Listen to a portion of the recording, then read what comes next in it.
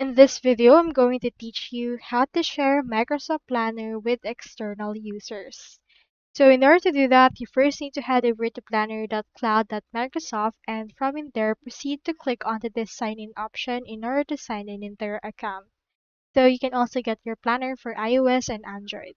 However, do take note that you need to have a paid subscription to Microsoft in order to get this or be under a group or an organization with a paid plan. So for this case, just click on the sign in right there. Now input your email, phone, or Skype that you wish to use and click on next. And after that, just sign in using your password. Now here is the planner that I have.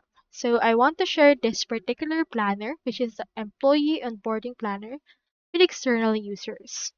In order to do that, proceed to click on the share option.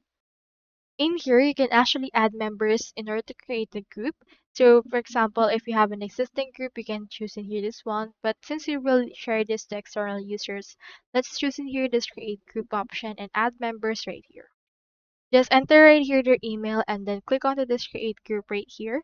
But another option that we can do is we can click onto the actual name right here of our plan, expand it, and in here you can see these options. For this case, just click onto this copy link to plan and then send it to people that you want to onboard.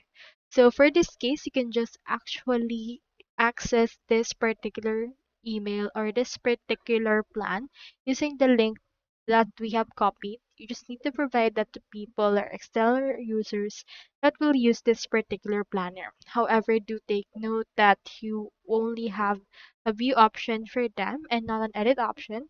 So if they're still an external user, make sure that they're included next time if you want them to edit it. So that's all there is today, and I hope this video helped you out.